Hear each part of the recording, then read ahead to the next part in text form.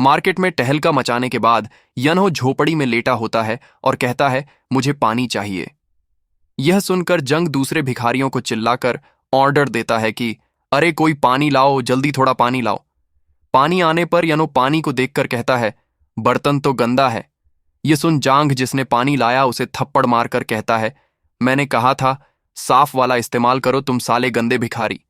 फिर नया बर्तन मिलने पर कहता है, ये पानी तो गर्म है। ये सुन जांग बहुत सारे भिखारियों को भगाते हुए कहता है, कितनी बार कहना पड़ेगा तुझे, पहाड़ पर जा और ठंडा और साफ पानी ले आओ। और यनहो जमीन पर लेटकर कहता है, हम यह अच्छा है, बहुत अच्छा।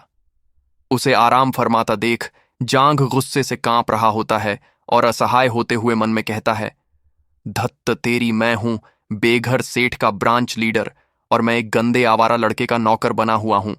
पर अगर मैंने उस कमीने को बाहर निकलने दिया तो मेरे लोग भूख से मर जाएंगे। कब आएगी वो जानकारी जो उसने मांगी थी।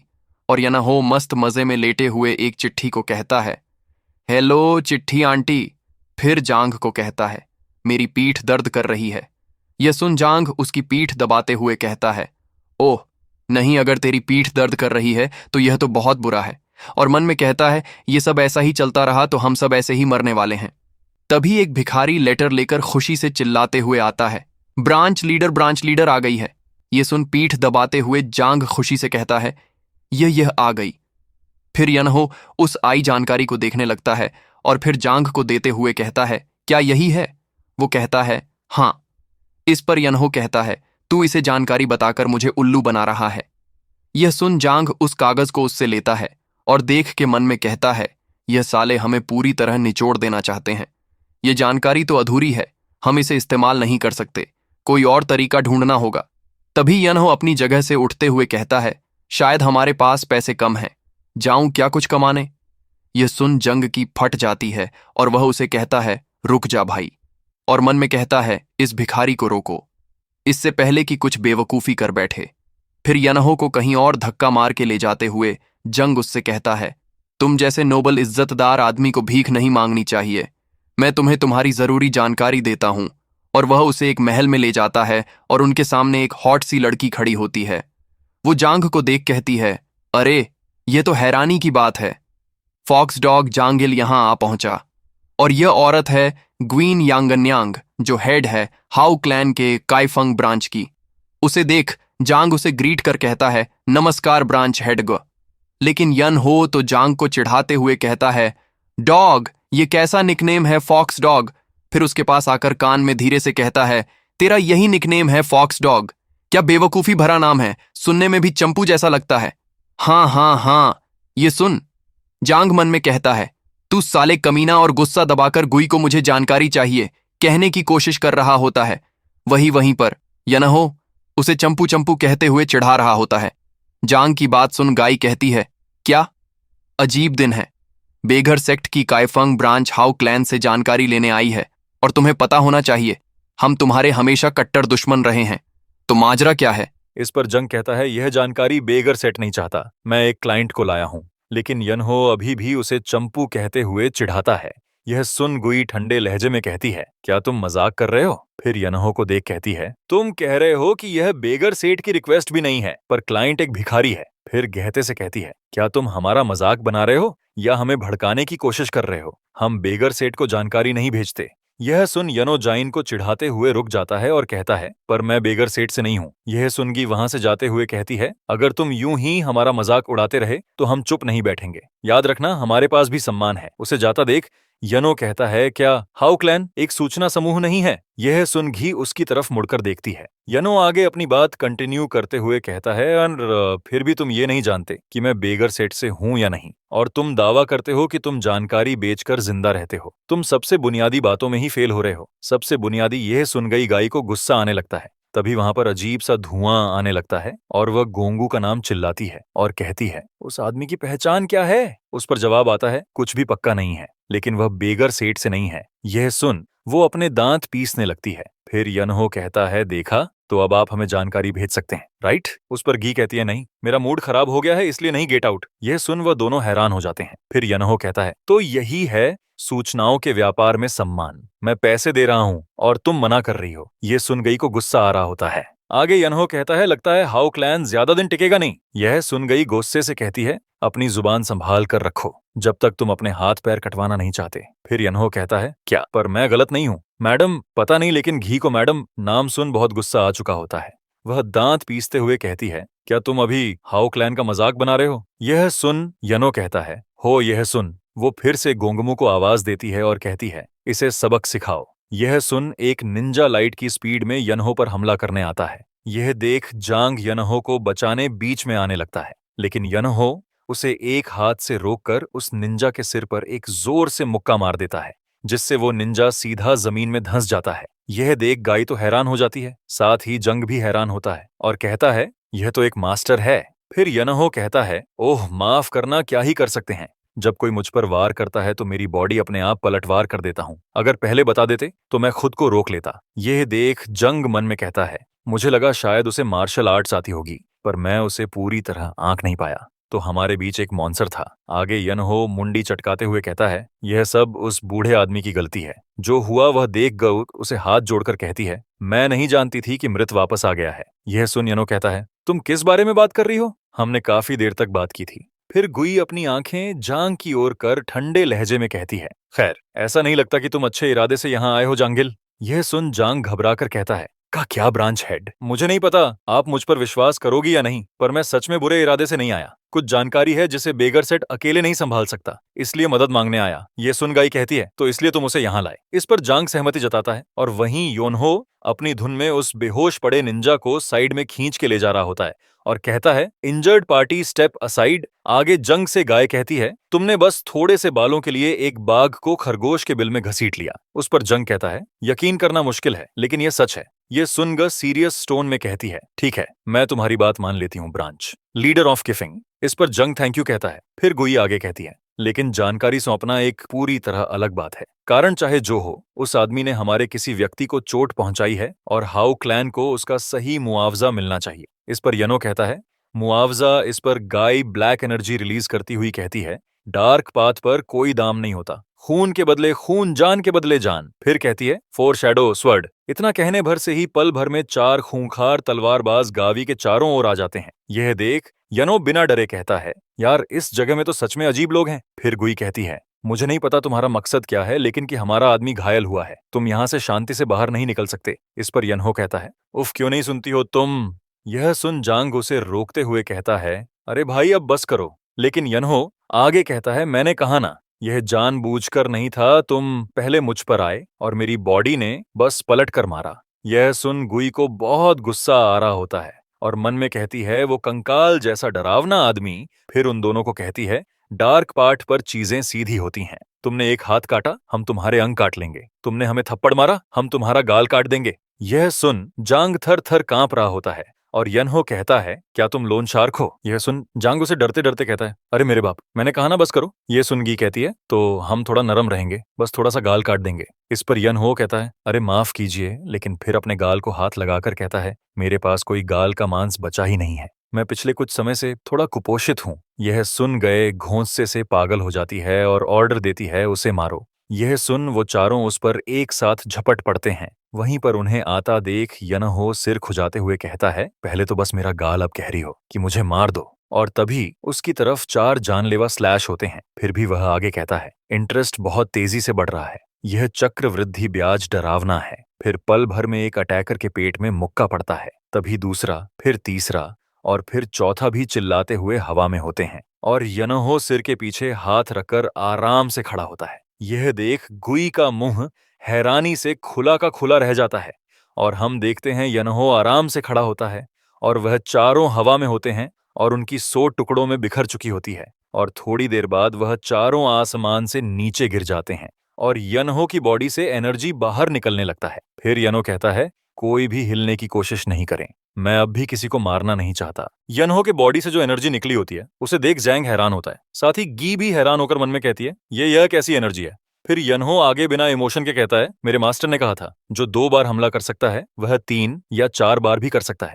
इसीलिए कभी भी भविष्य की मुसीबतें अधूरी मत छोड़ो। मुझे वह बूढ़ा पसंद नहीं है, लेकिन उसने कभी गलत बात नहीं कही। यह सुन गुई हैरानी से यनो को देख मन में कहती है, मैंने गलत आदमी से पंगा ले लिया। वह इंसान मेरी पहुंच से बहुत बाहर है। मुझे सावधान रहने की जरूरत है। अगर मैंने एक भी गलत कदम उठाया तो हाउ क्लन की काफंग शाखा आज मिट सकती है। फिर यनहो से पूछती है, तुम क्या चाहते हो? इस पर यनहो कहता है, मुझे जानकारी चाहिए। फिर गुई कहती है, किस प्रकार की जानकारी चाहते हो? इस पर जांग लेटर दिखाते हुए कहता है, मेरे पास एक दस्तावेज है। मैं चाहता हूं कि तुम यहाँ खाली जगह भर दो।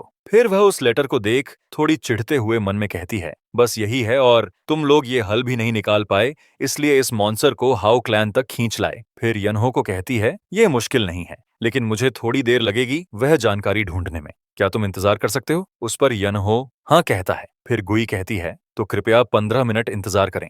और जांग को गुस्से से कहती है, और काइफंग ब्रांच के लीडर, क्या आप मुझसे जरा मिल सकते हैं? यह सुन जांग डरते डरते मान जाता है और अगले सीन में यनहो जोर जोर से जांग पर हंस रहा होता है, क्योंकि जांग को बहुत बुरी तरह से पीटा होता है। यनहो उससे कहता है, तुम्हारा चेहरा तो भाप में पके हुए पॉपकॉर्न जैसा सूझा हुआ है। क्या किसी ने पिटाई कर दी? यह सुन जांग कहता है, चुप हो जाता है। फिर यनहो कहता है, भिखारियों का क्लैन भी कुछ खास नहीं है। हाओ क्लन से पिट गए। यह सुन जांग गुस्से से कहता है, तुझे क्या लगा वो औरत हाओ क्लैन की बस एक आम सदस्य थी? नहीं बेटे, वो औरत हाओ क्लैन के मुखिया की बेटी है। वो चुड़ैल अगली क्लैन लीडर है। अगली क्लैन लीडर वो ऐसी चुड़ैल है जो एलिक्सिर को चावल की तरह खाती है और स्पिरिचुअल पिल्स को कैंडी की तरह चबाती है। मैं भला उसका सामना कैसे कर सकता था? तभी उसके पीछे वही चुड़ैल आ जाती है। अपने पीछे गाय को खड़ा देख जांग की हालत खराब हो जाती है। फिर गाय कहती है, मैं वह जानकारी ले आई हूं जो आपने मांगी थी। यह सुन यनहो उसे थैंक यू कहता है। फिर वह सब एक जगह बैठ जाते हैं। आगे गाय कहती है, हालांकि हमारे भी कुछ सिद्धांत होते हैं, यह बात यनहो को समझ नहीं आती। फिर जांग उसे धीरे से कहता है, जानकारी के पैसे मांग रही है। यह समझ आने पर यनो कहता है, इसके कितने हुए? उस पर गाय कहती है, 5 सिक्के। फिर यनहो उसे 5 सिक्के देता है। यह देखकर जांग उससे कहता है, अरे सिल्वर के देने हैं। यह सुन यनहो हैरानी से कहता है, जानकारी का शुल्क इतना महंगा क्यों है? इस पर गुई कहती है, इसमें कुछ उच्च स्तरीय सूचना छुपी थी, इसीलिए दाम थोड़ा ज्यादा है। फिर यनहो कहता है, तो फिर किया ही क्या जा सकता है, और वहां से जाने लगता है। यह देख जांग उससे पूछता है, कहाँ जा रहे हो? इस पर यनो कहता है, कहाँ जा रहा हूँ? मेरे पास 5 चांदी के सिक्के नहीं हैं, तो अब मुझे पैसे कमाने जाना पड़ेगा। यह सुन जांग उसके पैर पकड़ लेता है और रोकते हुए कहता है, मत जा मूर्ख कहीं के। मैं तुम्हें यहाँ आखिर क्यों लाया था? इस पर यनहो उससे कहता है, मत जा तुम्हारा क्या मतलब है? तो फिर अब मैं करूं क्या? इस पर जांग रोते हुए कहता है, रुक जा। और मन में उसे गाली दे रहा होता है, क्योंकि बाद में उस 5 सिल्वर सिक्कों के लिए जांगिल ने वह सारे पैसे दे दिए जो वियनहो ने पहले कमाए थे, और यहाँ तक कि उसका छुपा हुआ फंड भी उसे देना पड़ा। बाकी की रकम के लिए उसने अपने ऊपर कर्जा ले लिया।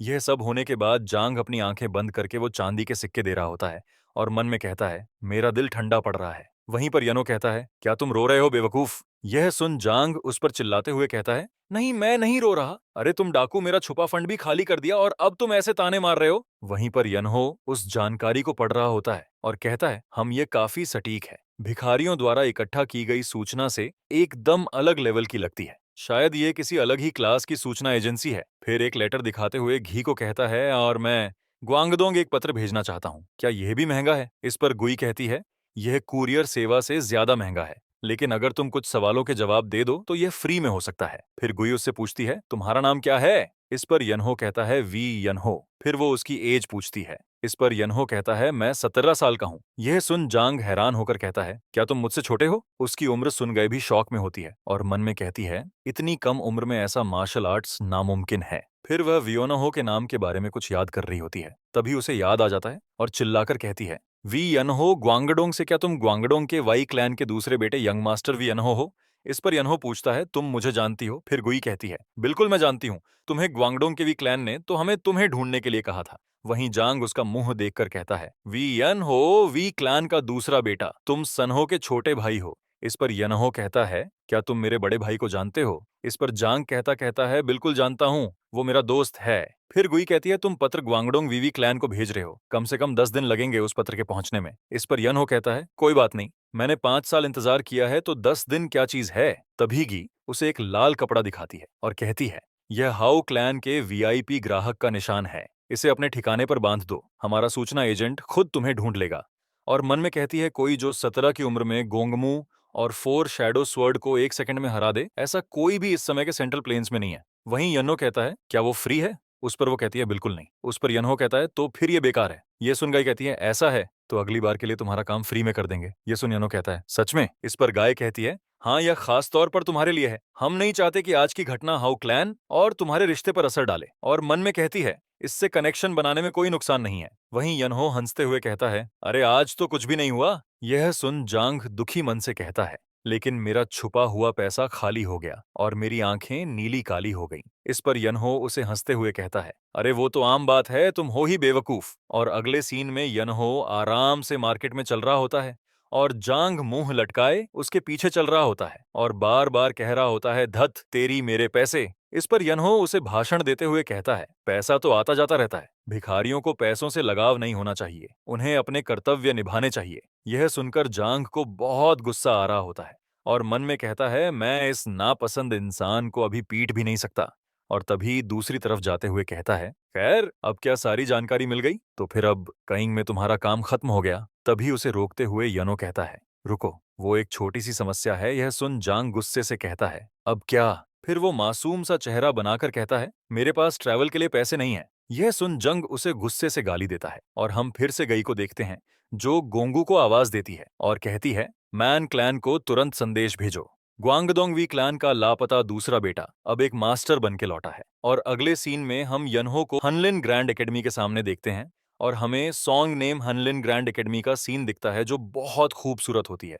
और उसी एकेडमी में एक आदमी चाय के मजे ले रहा होता है। ये होते हैं मुनैवान और इन्हें 3 एब्सोल्यूट ग्रैंड स्कॉलर का टाइटल मिला होता है। तभी उनके पास उनकी बेटी आती है और कहती है, एक मेहमान आया है। ये होती है मुनेंजी। उस पर हुवान कहते हैं, लेकिन आज तो किसी की भी मेरे साथ अपॉइंटमेंट नहीं है। फिर वंजी कहती है, वह कह रहे थे कि वह गो का खेल खेलना चाहते हैं। गो एक चेस जैसा ही गेम होता है जो होशियार लोग खेलते हैं। गो गेम का नाम सुनवान बहुत खुश हो जाते हैं। फिर वंजी उस मेहमान को ले आती है। ये मेहमान कोई और नहीं वी यनो होता है। को यनो कहता है, उम्मीद है मेरी अचानक आने से कोई असुविधा नहीं हुई। यह सुन वह कहते हैं, असुविधा कैसी बात कर रहे हैं? मेहमान का आना ही तो एक विद्वान की खुशी है। फिर यनो को बैठने का इशारा करते हुए कहते हैं, तो आप कह रहे थे कि मुझसे गो का खेल खेलना चाहते हैं। इस पर यन्हो बैठकर कहता है, बस मुझे यही थोड़ा बहुत आता है। फिर हुआन कहते हैं, ठीक है, फिर एक बाजी हो जाए, मैं सफेद मोहरे लूंगा, कृपया तुम शुरुआत करो। इस पर यन्हो एक ब्लैक मोहरा चुनते हुए कहता है, तो फिर मैं शुरू करता हूँ। वहीं उसे ऑब्जर्व करके हुवान मन में कहते हैं, मुझे ज्यादा उम्मीद नहीं है, उसके स्किल से शायद बस खाने के लिए आया है,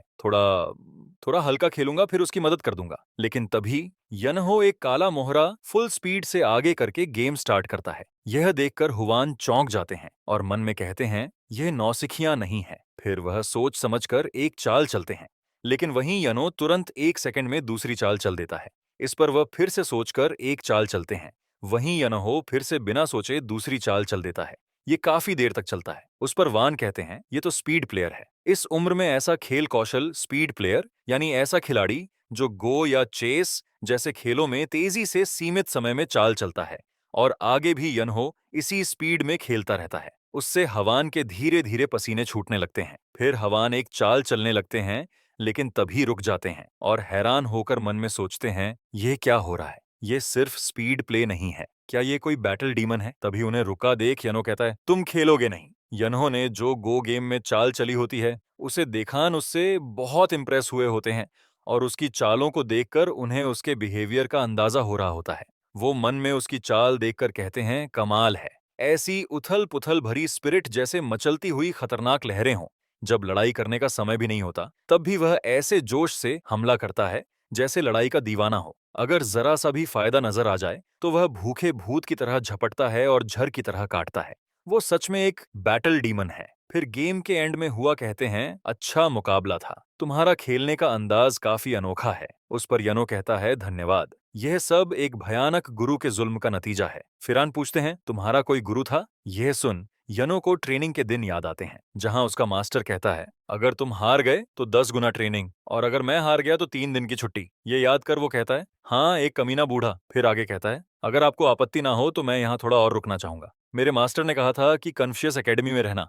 ये सुन हवान कहते हैं, अच्छा तो तुम अपने मास्टर की आखिरी इच्छा पूरी कर रहे हो। ऐसे में तो मुझे तुम्हारी मदद करनी ही होगी। मैं तुम्हारे लिए एक कमरा तैयार करवा देता हूँ, जितना चाहो रुकना। फिर अपनी बेटी से कहते हैं, तुम हमारे मेहमान के लिए कमरा और कपड़े तैयार करो और पहले मेहमान को बाथरूम दिखाओ। उस पर यजी हाँ कहती है। वहीं यनहो उन्हें कहता है, लेकिन मेरे पास पैसे नहीं है। इस पर हुआन हंसते हुए कहते हैं, कोई प्रॉब्लम नहीं है, आप तो हमारे मेहमान हैं। और हाँ, अगर तुम खुद नहीं पूछते तो मैं तो तुम्हें रुकने के लिए कह ही देता, लेकिन तुम्हें इसके बदले कभी कभार मेरे यहाँ आने वाले मेहमानों के साथ गो खेल लेना। इस पर यनहो कहता है, यह तो मैं कर सकता हूँ। तो फिर अभी के लिए अलविदा, और वो यूंजी के साथ चला जाता है। फिर अगले सीन में हम यनो को गर्म पानी में बैठा देखते हैं, जो आराम से बैठकर रिलैक्स कर रहा होता है और कहता है, यह अच्छा है। मैं तो नहाने से नफरत करता था। क्या यह इसीलिए है क्योंकि पानी अच्छा है? मेरी स्किन अब अच्छी हो रही है। फिर अपने मास्टर को इमेजिन कर कहता है, मैं इतना खुश हूँ कि मेरी आंखों में आंसू आ रहे हैं। यह सब उस कमीने बूढ़े की वजह से है।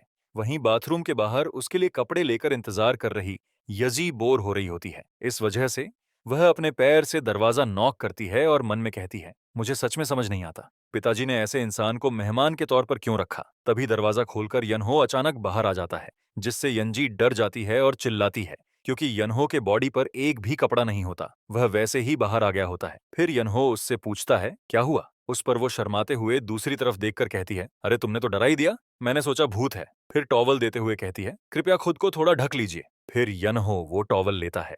कुछ सेकंड बाद यंजी उसे देखती है तो शर्म आने लगती है, क्योंकि यनहो नहाने के बाद बहुत हैंडसम दिख रहा होता है। टॉवल लपेटने के बाद उसकी तरफ देखकर कहता है, क्या अब ठीक है? लेकिन वहीं यंजी उसका इतना बदला रूप देखकर कहती है, तुम हो कौन? उसके बाद कुछ दिन ऐसे ही बीत जाते हैं। एक दिन उन पिता को चिल्लाकर कह रही होती है, पिताजी कृपया उस आदमी से कुछ कहिए। उस पर हुआन कहते हैं, कौन सा आदमी? उस पर यूंजी कहती है, वो मेहमान। वो आदमी पूरे दिन कमरे से बाहर ही नहीं आता। खाना खाने के अलावा वह बस दिन भर सोता रहता है। पूरा पहला हफ्ता वो यही कर रहा है। उस पर हुआन कहते हैं, सोचने की बात है, मैंने तो उसका नाम भी नहीं पूछा।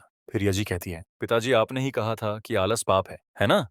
लेकिन फिर भी आप उस आदमी की आलस को क्यों नहीं कोसते, चाहे वह मेहमान ही क्यों ना हो? उस एक आदमी की वजह से माहौल बिगड़ गया है। उस पर हुआ कहते हैं, यजी मुझे गो खेलना पसंद है, क्योंकि गो खेलकर मैं अपने प्रतिद्वंदी को जान सकता हूँ। तुम्हें पता है, शब्दों को चुना जा सकता है, चेहरे के भाव छुपाए जा सकते हैं, लेकिन स्वभाव नहीं छुपाया जा सकता। जो इम्पेशेंट व्यक्ति है वह कभी आराम से गो नहीं खेल सकता, और जो व्यक्ति धीरे धीरे खेलते हैं वह कभी लड़ाई का आनंद नहीं ले सकते।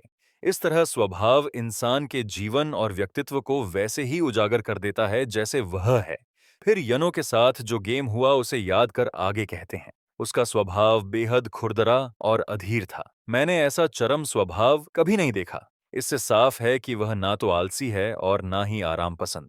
शायद उसने हमारी कल्पना से भी ज्यादा कठिन और उथल-पुथल भरी जिंदगी जी है। फिर आगे कहते हैं, जब सूरज उगता है तो परछाइयां भी गहरी हो जाती हैं। अगर वह आलस कर रहा है तो इसका मतलब है कि उसकी जिंदगी वाकई बहुत कठिन रही है। तुम बताओ, अगर बारिश से बचने के लिए जो चिड़िया छत के नीचे बैठी है उसे ना तो भगाया जाता है ना ही पूछा जाता है कि वह बारिश में क्यों नहीं उड़ रही, तो क्या तुम उसे थोड़ी और देर आराम करने नहीं दोगी? इस पर यंजी उसकी चादर खींच के कहती है, मैंने कहा, उठो, सूरज सिर पर आ गया है। फिर यनहो उठ जाता है और कहता है, सच में तो मुझे सूरज ढलने पर बता देना। यह सुन उन उसे डांटते हुए कहती है, तुम हो कौन आखिर? तुम 7 दिन और 7 रात यहाँ पड़े रहकर आलस कर रहे हो, जबकि बाकी सब पढ़ाई कर रहे हैं। उस पर यनहो कान खुजाते हुए कहता है, जो पढ़ना चाहते हैं वह पढ़ते हैं, और मैं सोना चाहता हूँ तो सोता हूँ, इसमें दिक्कत क्या है? इस पर वह कहती है, शटअप, ये वजह ना भी हो तो भी मैं तुम्हें 7 दिन और 7 रात बिस्तर पर पड़े पड़े बिना नहाए नहीं देख सकती। तुम्हें पता भी है कि ये बिस्तर कौन धोता है? तुम्हें यहाँ रहकर अपना योगदान देना होगा। तुम्हें पता नहीं, लेकिन हमारी हालत भी ठीक नहीं है। अगर तुम पढ़ रहे होते तो बात और थी, लेकिन हम किसी को सिर्फ खाने और मौज करने के लिए चावल नहीं खिला सकते। इस पर यनहो कहता है, लेकिन तुम्हारे फादर ने तो कहा था। उसकी बात बीच से काटते हुए यजी कहती है, पैसे का हिसाब मैं रखती हूँ, और यनहो को घूरने लगती है। इस पर यनहो कहता है, तो फिर मुझे क्या करना होगा? फिर उसे कपड़े धोने की जगह पर लेकर जाती है और कहती है, बस ये कपड़े धो दो। और हम देखते हैं उनके आसपास बहुत सारे गंदे कपड़े पड़े हैं। फिर उन कपड़ों को देखकर यन्नो कहता है, ये सब? उस पर यूंजी हंसते हुए कहती है, इतना भी तो नहीं है ना? फिर यनो कहता है, क्या ये मेरे खाने का टिकट है? उस पर यूंजी हाँ कहती है। फिर यनो कहता है, तुम इतना काम दे रही हो जैसे तुम मुझे खाने में सोना दे रही हो। फिर वहां से जाते हुए यूंजी उसे देखकर कहती है, तो फिर मैं यह तुम्हें सौंपती हूँ। इन्हें अच्छे से धोना, अगर साफ नहीं हुए तो मैं तुम्हें फिर से धुलवाऊंगी। और मन में कहती है, बस इंतजार करो, जब तक इसे सब ना मिल जाए ये आज खत्म नहीं कर पाएगा। फिर वह वहां 1 घंटे बाद आती है और देखकर हैरान हो जाती है, क्योंकि सारे कपड़े बहुत अच्छे से धोकर सुखाने के लिए रखे होते हैं। यह देख वह कहती है, इसने ये सब कैसे कर लिया? क्या ये सच में इतने सुंदर कपड़े थे? आखिर किया कैसे इसने? फिर देखती है कि यनहो वो काम करने के बाद आराम से सो रहा होता है। यह देखकर वह गुस्से से मन में कहती है, नहीं, मैं इसे ऐसे ही नहीं छोड़ सकती, बस रुको। फिर वहां से वह उसे लकड़ियों के गोदाम में लाती है। इस पर यनहो उन लकड़ियों को देखकर कहता है, क्या मुझे यह सारे छोटे टुकड़ों में काटने हैं? इस पर यजी वहां से जाते हुए कहती है, तुम्हें 1 हफ्ता देती हूँ, कर पाओगे ना? और मन में हंसकर कहती है, 1 हफ्ता? यह तो एक दिन भी नहीं टिकेगा, यहाँ से भाग जाएगा। फिर यजी कुछ समय बाद फिर से उसे देखने आती है और देखकर हैरान होती है, क्योंकि यनहो ने सारी लकड़ियों काटकर उन पर लेटकर सो रखा होता है, और मन में कहती है, आखिर हुआ क्या? यह इतना काम है कि 10 ताकतवर आदमियों को 10 दिन लग जाए। फिर यंजी उसे बर्तन धोने को कहती है। वहां भी यनो वो काम पूरा करके सो रहा होता है। उसका यह भी काम इतना जल्दी पूरा हुआ देख यूंजी के पसीने छूट रहे होते हैं। फिर भी उसे वह रास्ता साफ करने का काम देती है। वो उसे भी पूरा कर सो रहा होता है। यह देखकर उसे पसीने आ रहे होते हैं और मन में एक ही सवाल होता है, कैसे? और गुस्से से दांत पीसते हुए कहती है, ये सब कैसे कर लेता है? हम फिर से प्रेजेंट में आते हैं। मैड डॉग इतिहासकार को कहता है, और इस तरह वीनो की जिंदगी कन्फ्यूशियस एकेडमी में शुरू हुई। लेकिन वियोन्नो को घर में रखना 3 वंडर्स ग्रैंड एकेडमिक की गलती थी। उसे उस आदमी को घर में नहीं लाना चाहिए था। इस पर इतिहासकार कहता है, क्यों? फिर मैड डॉग बताता है, एक बात तय है असे, वह आदमी मुसीबत लाता है। चाहे उसका इरादा ना हो, जहां भी वह जाता है हादसे हो ही जाते हैं। कन्फ्यूशियस एकेडमी में भी यही हुआ। जब से वियनो आया है, एकेडमी का शांत और सुकून भरा माहौल अचानक होने वाली परेशानियों से भर गया है। इस पर इतिहासकार कहता है, आखिर हुआ क्या था? फिर मद डॉग कहता है, ये सब शुरू हुआ एक गो के खेल से। और हम फिर से यनो को देखते हैं, जो गो का गेम खेलते हुए परेशान होता है और मन में कहता है, मैं यहाँ कैसे आ गया? मुझे लगा बस आने वाले लोगों के साथ गो खेलना होगा, लेकिन लोगों को सीधे चिट्ठी भेज के बुलाना तो धोखा है।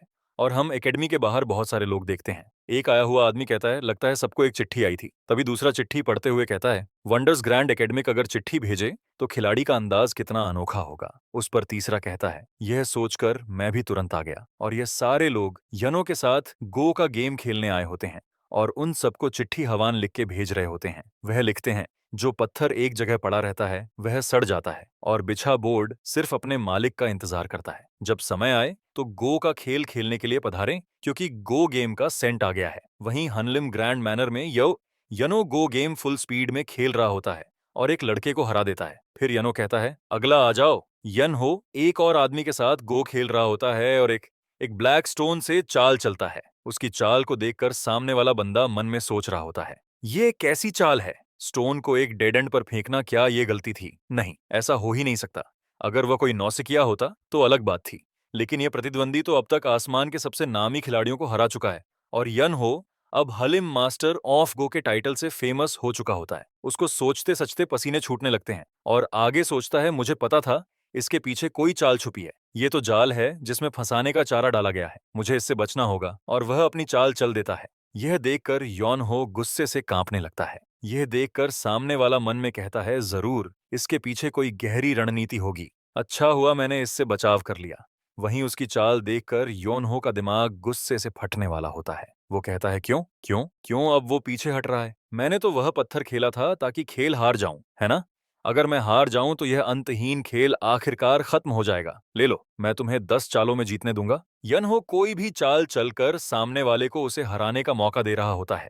वहीं सामने वाला हार मान लेता है। यह देखकर योनहो उसको रोते हुए हाथ जोड़ रहा होता है और मन में कहता है, यह मुझे पागल कर रहा है। फिर सीन चेंज होता है और हम यूहो को थक के चलते हुए देखते हैं। वो मन में कहता है, मैंने जानबूझकर लापरवाही की ताकि स्वाभाविक तरीके से हार जाऊं, और वह बिना वजह डर कर भाग गया। फिर अपने बाल खींचते हुए कहता है, अब तो और लोग इकट्ठा हो रहे हैं। इस रफ्तार से तो मैं कपड़े धोना ही बेहतर समझूंगा। उफ, मेरी कमर। तभी उसे किसी की मैंने कहा नहीं चिल्लाने की आवाज सुनाई देती है। इस वजह से वह वहां देखने लगता है। तब वह देखता है एक जाड़ा आदमी जिसने बहुत सारा सोना गले में पहना होता है। वो एक लड़की से कहता है, क्या तुम सच में कह रही हो कि मुझसे शादी नहीं करोगी? और इसका नाम नोक मोकपंग होता है और वह लड़की यूंजी होती है। वह उस जाड़े मोकपंग को कहती है, हाँ, मैं इस बारे में सपने में भी नहीं सोचूंगी। इस पर मोकपुंग कहता है, तुम्हें पछतावा होगा जानती हो। इस पर वह जवाब देती है, मुझे नहीं होगा, मैं वादा करती हूँ। फिर मोकपुंग कहता है, बेहतर होगा कि तुम दोबारा सोचो। मैं कभी वह चीज नहीं छोड़ता जो मुझे चाहिए।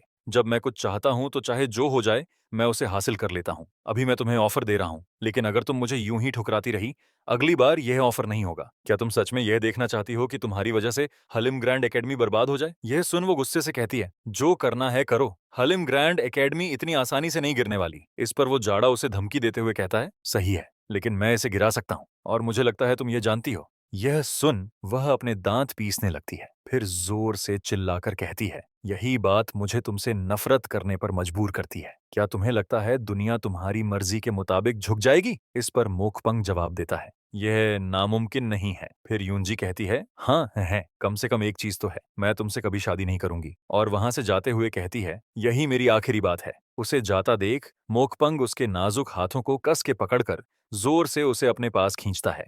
यह देखकर उन चिल्लाकर कहती है, क्या तुम मुझे जाने नहीं दोगे? फिर मोकपुंग कहता है, बेहतर होगा मुझे गुस्सा मत दिलाओ। फिर अपनी गंदी सी जीभ उसके पास लाते हुए कहता है, अगर मैंने अभी तुम्हें उठाकर ले जाने का फैसला कर लिया तो क्या तब भी तुम ऐसे अकड़ में रहोगी? यह सब सुन यजी डर से कांपने लगती है। तभी पीछे से यनो कहता है, यह किसी और के घर में कहने वाली बात नहीं है। जानी पहचानी आवाज सुन उन हाथ उस मोटे से छुड़ाकर यनहो की तरफ रोते हुए भागती है और उसे कहती है, तुमने कपड़े धोना और लकड़ी काटना खत्म किया जैसा मैंने कहा था? इस पर यनहो उसका सूझा हुआ हाथ देखकर कहता है, मैं तो बस अब तक गो खेल रहा था, तुम क्या कह रही हो? फिर उसकी हेयर रिबन लेते हुए कहता है, अपनी डोरी मुझे दो। फिर उस रेड रिबन से अपने बालों को बांधता है और मोकपुंग को देखने लगता है। इस पर मोकपुंग कहता है, क्या तुम्हें नहीं लगता कि दूसरों की बातें सुनना बदतमीजी है? इस पर यनहो कहता है, माफ करना, लगता है मेरे अंदर ज्यादा तमीज नहीं है। फिर उसके सामने खड़ा होकर कहता है, लेकिन सच कहूं तो तुम खुद भी ऐसे इंसान नहीं लगते जो तमीज पर भाषण दे सके।